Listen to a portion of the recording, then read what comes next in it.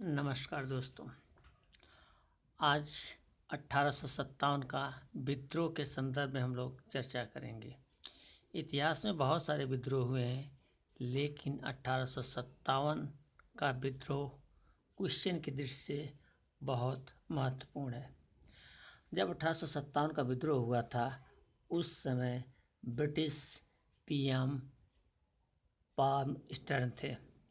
भारत के governor general Lord Canning थे। भारत का मुगल सम्राट बहादुर शाह जफर हैं।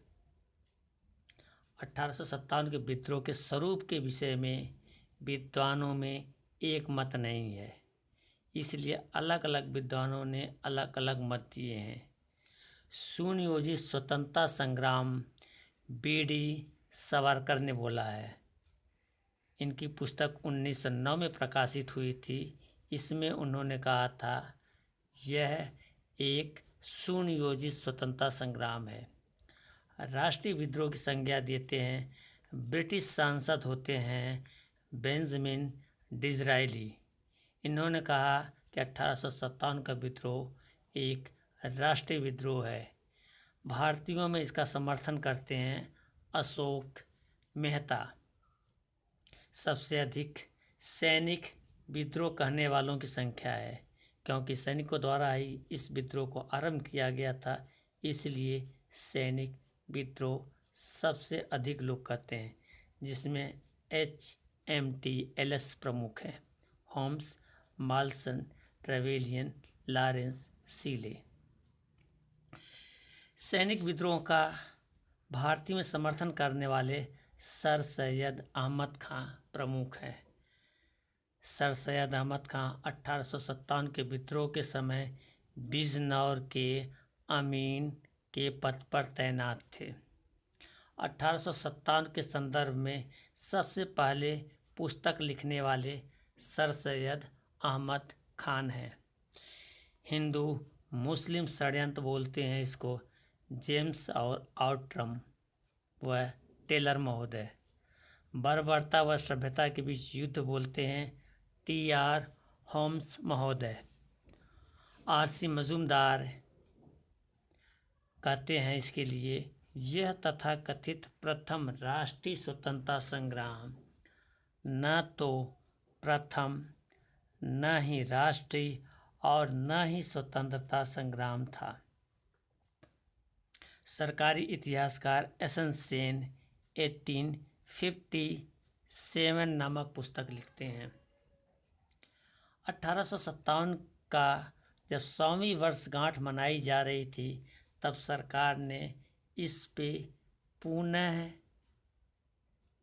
रिसर्च करने के लिए RC मजूमदार को सरकारी इतिहासकार नियुक्त किया गया था, लेकिन RC मजूमदार का सरकार से अनबन हो जाने की वजह से नियुक्त किया जाता एसन सेन को पुस्तक लिखने को। 1857 के विद्रोह के कारण क्या थे? कारणों की अगर हम चर्चा करते हैं तो सबसे पहले राजनीतिक कारण आते हैं। इस राजनीतिक कारणों में डलहौजी की जो हड़प नीति थी वह प्रमुख मानी जाती है। इस हड़प नीति के तहत डलहौजी ने राजाओं के उत्तराधिकार अधिनियम के तहत दत्तक पुत्रों को गोद लेने से मना कर दिया, जिससे उनके साम्राज्य को ब्रिटिश साम्राज्य में मिलाया जा सके। इसके तहत एजियस भुजना, सतारा, जैतपुर, संभलपुर, भकाट, झांसी, नागपुर आदि राज्यों को मिलाया गया ब्रिटिश साम्राज्य में। लेकिन जो अवध था, इस अवध को कुशासन का आरोप लगाकर इसको ब्रिटिश साम्राज्य में मिला लिया गया। कुशासन की जो रिपोर्ट लगाता है, ये आउट्रम ये रिपोर्ट लगाता है। दोस्तों, ब्रिटिश साम्राज्य में अवध जो था, ये एक दुधारू गाय के रूप में कार्य करती थी। अंग्रेजों ने इस अवध को भी नहीं छोड़ा और इसको भी अपने साम्राज्य में मिला लिया। अन्य कारणों की अगर बात करते हैं तो कर की वृद्धि हुई, जिसकी वजह से विद्रोह हुआ। सती प्रथा का अंत कर दिया गया 1829 में लॉर्ड विलियम बेंटिंक द्वारा राजा राम के सहयोग से। इसलिए रूढ़वादी विद्रोह कर देते हैं। विधवा पुनर्विवाह पास कर दिया गया 1856 में लॉर्ड कैनिंग के द्वारा। इसलिए रूढ़वादी विद्रोह करते हैं।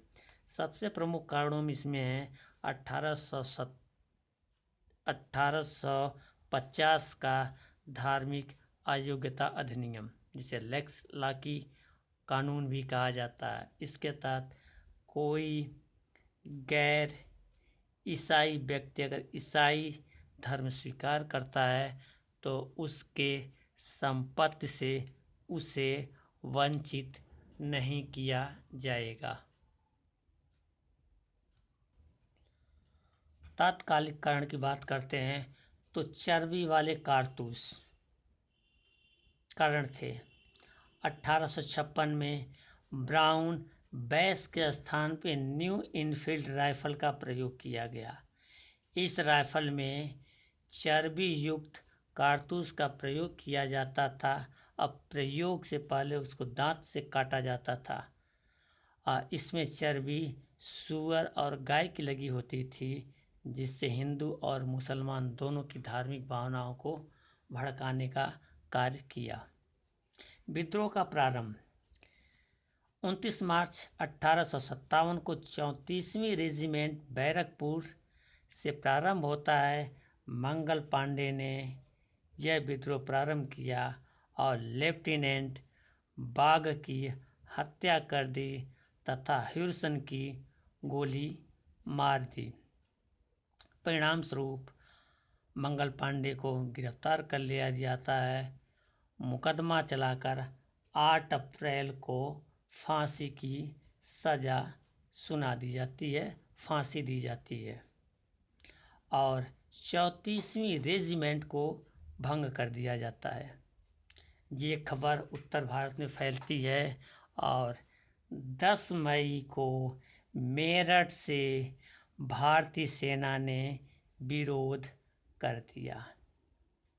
परिणाम स्वरूप 11 मई को सेना दिल्ली पहुंचती है और 12 मई को सेना दिल्ली पर अधिकार कर लिया तथा बहादुर शाह जफर को भारत का सम्राट घोषित कर दिया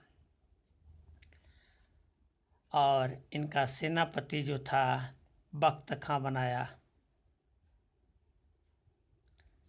बख्त खां को सेनापति बनाया।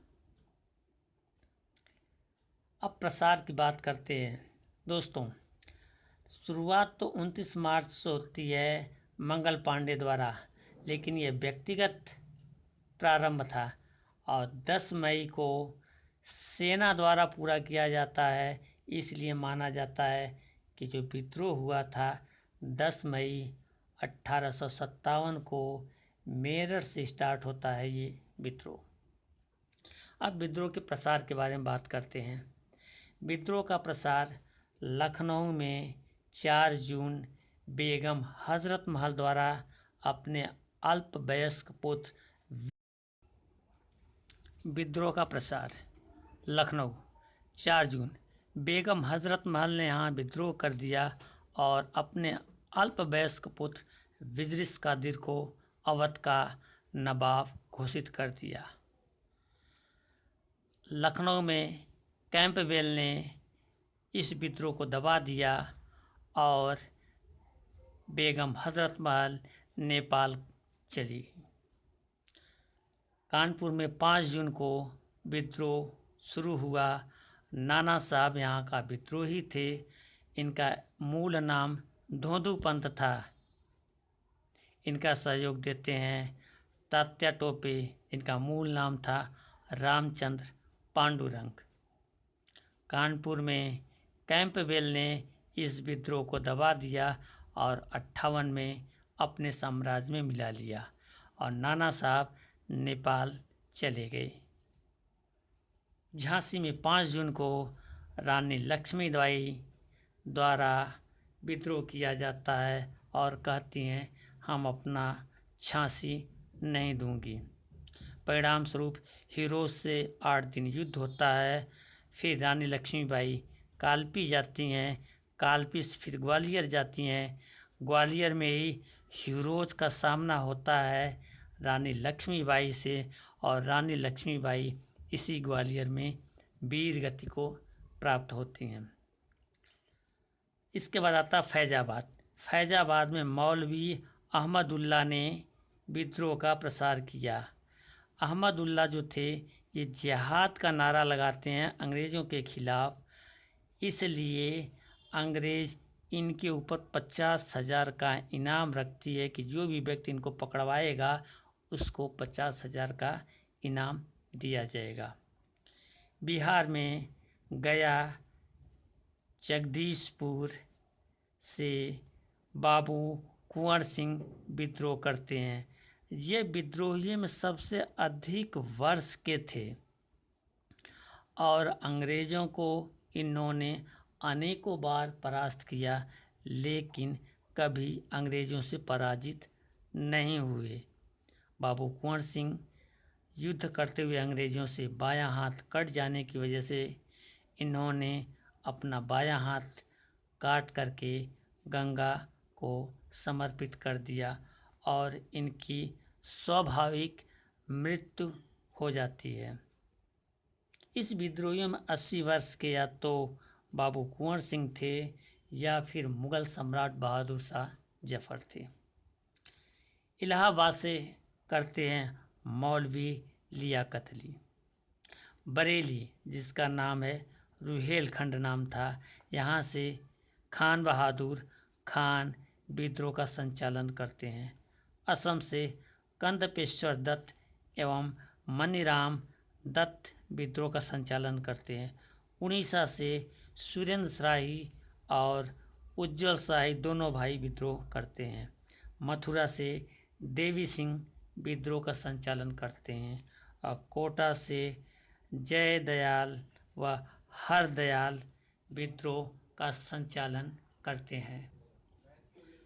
1857 के विद्रोह का भारतीय और यूरोपी सैनिकों के अनुपात की अगर हम बात करते हैं तो विद्रोह होने से पूर्व भारतीय 5 और यूरोपी 1 के अनुपात में सैनिक थे, लेकिन ये विद्रोह के बाद 2 और 1 का अनुपात हो गया और संपूर्ण तोपखाना यूरोप